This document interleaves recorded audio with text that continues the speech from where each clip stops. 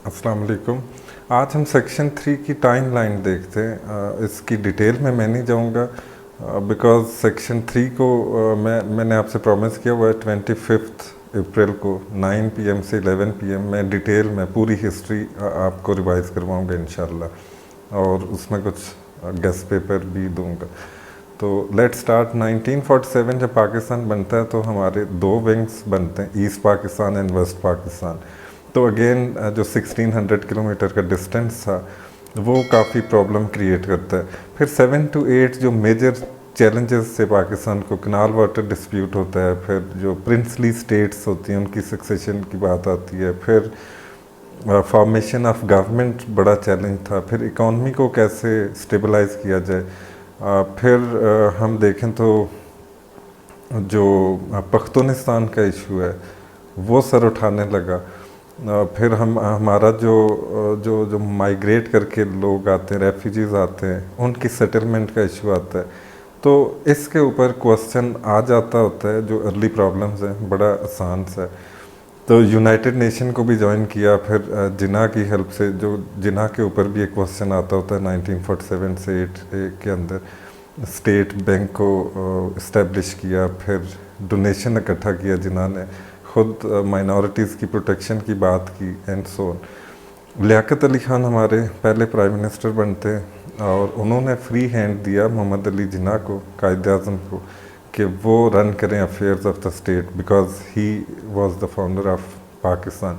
जो कि later on एक बड़ा चैलेंज भी बना, क्योंकि गवर्नर जनरल्स जितने भी आए फिर उन्होंने पावर को मिसयूज़ किया और कॉन्स्टिट्यूशनल क्राइसिस आते गए पाकिस्तान में। तो 1949 में अगर देखें तो ऑब्जेक्टिव रेजोल्यूशन पास होता है, तो बड़ी एक एफर्ट थी। और जिन्ना की जब डेथ होती है 1948 में, तो एक क्राइसिस आता है हमारे यहाँ, पॉलिटिकल जो लीडरशिप का क्राइसिस आता है। तो बट जब सेकंड गवर्नर जनरल बनते हैं ख्वाजा नाज़मुद्दीन, तो उन्होंने फ्री हैंड दिया लियाकत अली ख़ान को। तो लियाकत अली ख़ान ने ऑब्जेक्टिव रेजोल्यूशन पास करवाया बिकॉज़ हमारा कॉन्स्टिट्यूशन नहीं था और हम गवर्नमेंट ऑफ इंडिया एक्ट 1935 में कुछ अमेंडमेंट्स करके उसको यूज़ कर रहे थे। फिर हम देखें तो लियाकत नेहरू पैक्ट भी होता है, और फिर हमारे अमेरिका के साथ रिलेशंस हमने स्टेबल किए, रशिया की तरफ नहीं गए। तो यहाँ से आप फॉरेन रिलेशंस भी इस तरह कर सकते हो कि हम जब यूएसए के साथ अटैच हुए तो रशिया से हमारे रिलेशंस थोड़े से ख़राब हुए। फिर हम देखते हैं कि जब रावलपिंडी कंस्पिरेसी होती है लियाकत अली ख़ान के साथ 1951 में, मार्च 1951 में, तो उसके बाद फिर लियाकत अली ख़ान की असैसिनेशन भी हो जाती है अक्टूबर में। तो अगेन बहुत बड़ा एक पॉलिटिकल क्राइसिस आता है पाकिस्तान में। अब लियाकत अली ख़ान की जब डेथ होती है, उसके बाद जो बनते हैं हमारे प्राइम मिनिस्टर, वो ख्वाजा नाज़मुद्दीन को बनाया जाता है, और उनकी जगह पे Malik Ghulam Mohammad as a governor general बन जाते हैं पाकिस्तान के, third governor general Malik Ghulam Mohammad. Malik Ghulam Mohammad का टाइम पीरियड देखें तो 1951 से 55 तक रहा है, और उनके टाइम पीरियड के अंदर ही बड़े क्राइसिस भी आए। फूड शॉर्टेज का आया, फिर एमडीज़ के अगेंस्ट जो मूवमेंट थी वो आई, जिसके ऊपर ख्वाजा नाज़मुद्दीन को उन्होंने डिसमिस किया। फिर मोहम्मद अली बोगरा आए एज अ प्राइम मिनिस्टर, और वहाँ पे कॉन्स्टिट्यूशनल क्राइसिस आता है, जो मौलवी तमीज़ुद्दीन का बड़ा फेमस केस है। और कॉन्स्टिट्यूशनल क्राइसिस के बाद अगेन मोहम्मद अली बोगरा की गवर्नमेंट को डिसमिस किया जाता है, मलिक ग़ुलाम मोहम्मद ने किया। तो फिर 1955 की अगर हम बात करें तो मलिक ग़ुलाम मोहम्मद को बिकॉज ऑफ हिज हेल्थ, उनको अल्लाह हाफ़िज़ कह के, तो नए हमारे गवर्नर जनरल जो आते हैं सिकंदर मिर्ज़ा आते हैं, और सिकंदर मिर्ज़ा का जो इम्पोर्टेंट कंट्रीब्यूशन वो 1 यूनिट स्कीम लेके आए। अब 1 यूनिट स्कीम में उन्होंने ये किया कि चारों जो प्रोविंसेस थे वेस्ट पाकिस्तान के, जो भी हमारा एग्जिस्टिंग पाकिस्तान है, इनको मर्ज करके एक यूनिट बना दिया, और दूसरी तरफ ईस्ट पाकिस्तान का एक यूनिट। इसका पर्पज़ क्या था? ताकि जो डिस्पैरिटीज़ हैं बिटवीन टू विंग्स उनको मिनिमाइज़ कर दिया जाए और पाकिस्तान को स्टेबलाइज करने की कोशिश की। फिर जो सिकंदर मिर्ज़ा थे उन्होंने ये भी काम किया कि जो कॉन्स्टिट्यूशन का प्रोसेस था, जो वो चौधरी मोहम्मद अली जो हमारे प्राइम मिनिस्टर थे, उनको ये टास्क दिया कि जल्दी से हमारा कॉन्स्टिट्यूशन पे काम हो। तो पहला कॉन्स्टिट्यूशन भी बनता है 23 मार्च को, जो इम्प्लीमेंट भी होता है, अनाउंस होता है फर्स्ट कॉन्स्टिट्यूशन। तो यूनिकैमरल कॉन्स्टिट्यूशन था, वन हाउस था इसमें। तो ये कॉन्स्टिट्यूशन फिर प्रेसिडेंट को ज़्यादा पावर्स देता है as compared to prime minister. तो Sikandar Mirza became the first president of Pakistan. तो इसके बाद अगर हम देखें later on again Sikandar Mirza की पोजीशन जब वीक होती है, तो सिकंदर मिर्ज़ा फिर 1958 में अयूब खान को रिक्वेस्ट करते हैं, जो कि कमांडर इन चीफ बने थे 1950s में, डोगलस ग्रेसी को रिप्लेस किया था। तो अयूब खान, सिकंदर मिर्ज़ा ने मार्शल लॉ डिक्लेयर करके अयूब खान को पावर्स हैंड ओवर की। अब अयूब खान जब आते हैं तो अयूब खान ने कहा कि जो ये डेमोक्रेसी है तो पाकिस्तान ये अफोर्ड नहीं कर सकता इस वक्त। तो अयूब खान ने फिर अपना जो बेसिक डेमोक्रेट्स का सिस्टम लेके आए, जो 40,000 democrats East Pakistan, 40 from West Pakistan, तो मिला के 80,000 बनते जो बेसिक डेमोक्रेट्स। ये एक इलेक्टोरल कॉलेज बनाते हैं जिससे वो प्रेसिडेंट लेटर ऑन बन जाते हैं पाकिस्तान के।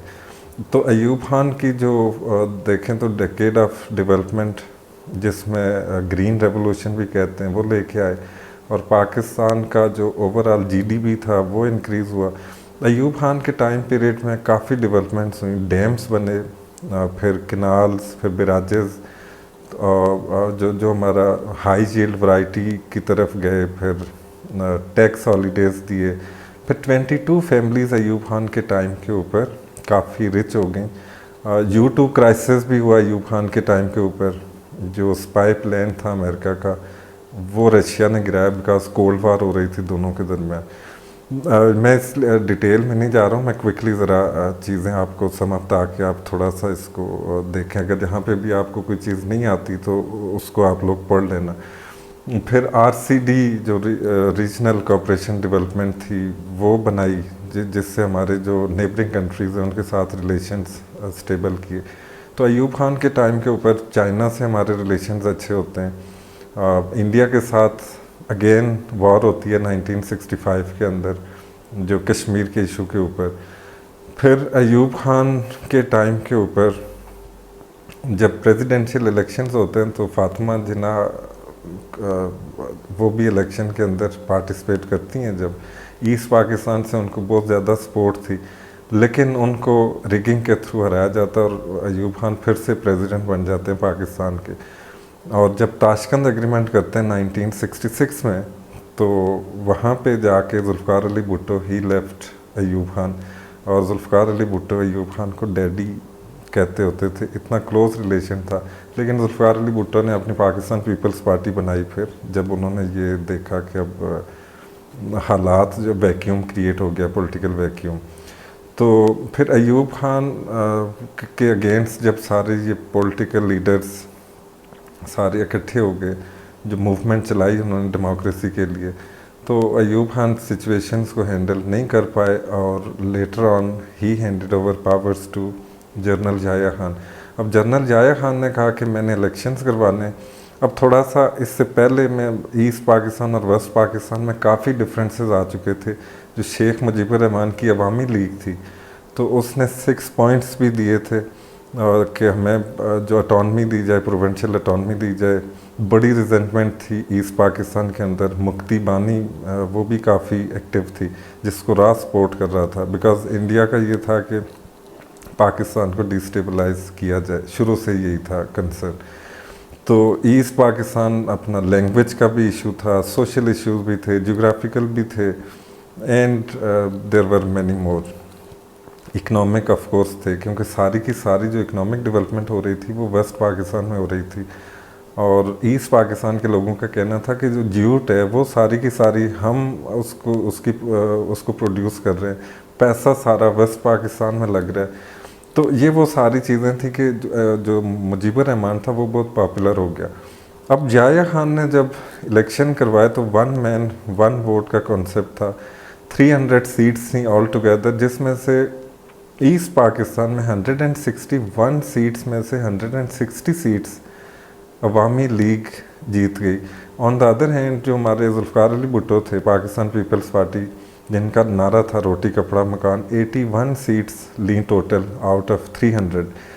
अब याया खान और हमारी जो इस्टेब्लिशमेंट और जुल्फ़िकार अली भुट्टो, दे वांटेड कि Zulfikar Ali Bhutto should be the prime minister, but Sheikh Mujib ने निगेट किया। उसने कहा कि नहीं, जो ज़्यादा सीट्स हैं मेरी, तो मुझे बनाना चाहिए आपको प्राइम मिनिस्टर। उसको फिर जेल में डाला गया एंड लेटर ऑन एक क्राइसिस, सिविल वार स्टार्ट हो गई और 16 दिसंबर 1971 को ईस्ट पाकिस्तान हमसे सेपरेट हो गया और बांग्लादेश बन जाता है नया कंट्री।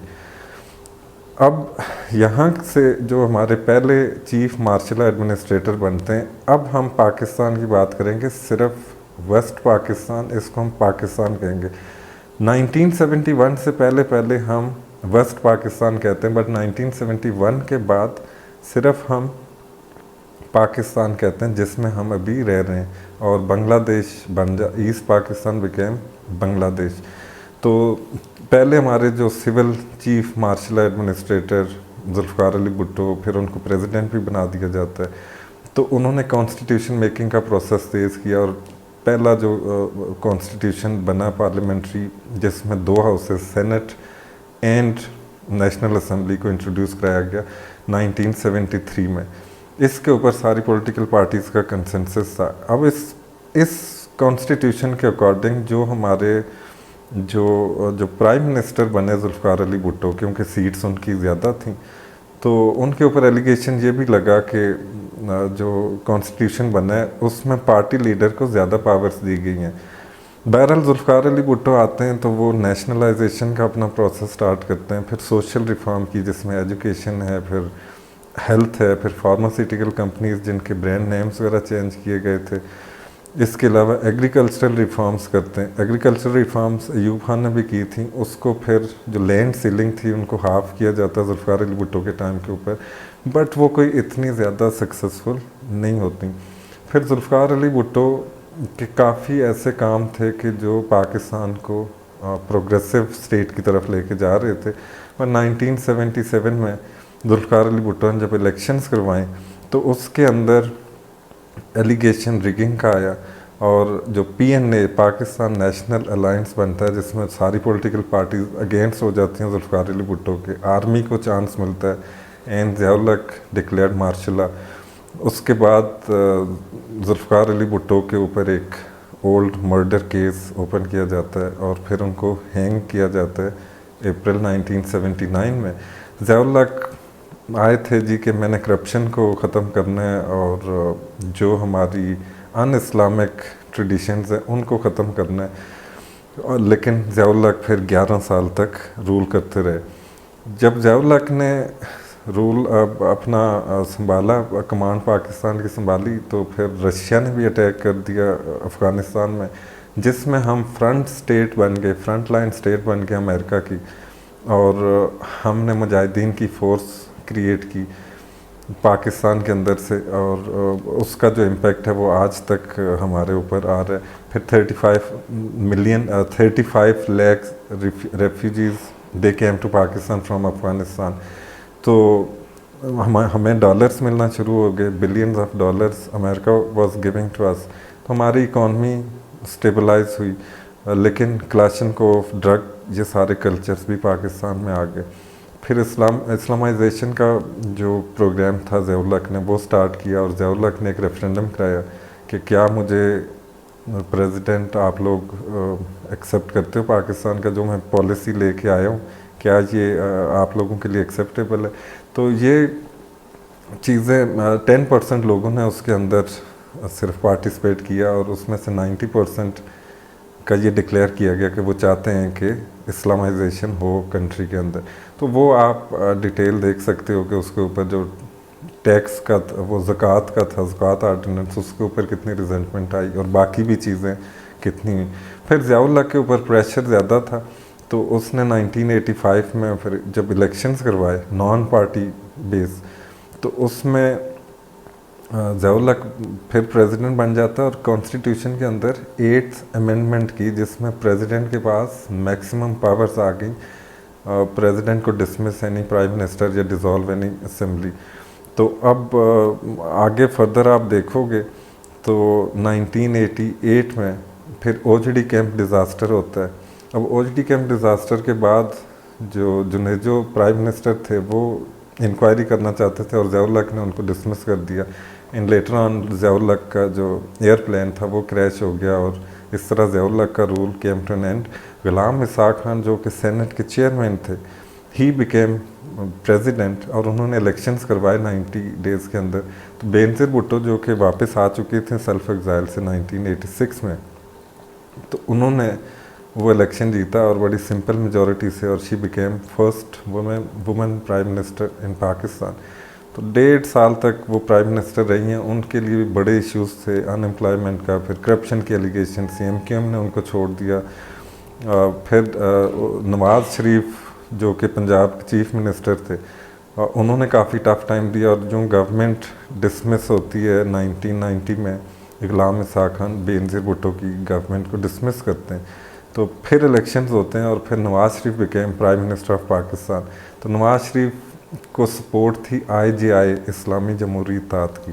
तो IJI ने क्या किया, इनको कहा कि आपने जो शरीयत बिल उसको नाफिज करना है। तो नवाज़ शरीफ वो भी नहीं कर सके। फिर ड्रग ट्रैफिकिंग, फिर स्मगलिंग, ये जो अनएम्प्लॉयमेंट के इश्यूज़, फिर नवाज़ शरीफ की गवर्नमेंट के ऊपर BCCI स्कैंडल जो बैंक का था, इसके आगे फिर कोऑपरेटिव हाउसिंग सोसाइटी का स्कैंडल कि इन्होंने इत्तेफाक फाउंड्री को पैसे दिए। तो ये सारे एलिगेशन, और नवाज़ शरीफ चाहते थे कि वो अपनी मर्ज़ी का चीफ ऑफ आर्मी स्टाफ लेके आए। तो गुलाम इसहाक खान ने अगेन गवर्नमेंट को डिसमिस किया 93 में। और फिर इलेक्शंस जब होते हैं तो फिर बेनज़ीर भुट्टो प्राइम मिनिस्टर बन जाती है और 2.5-3 साल के लिए आती है।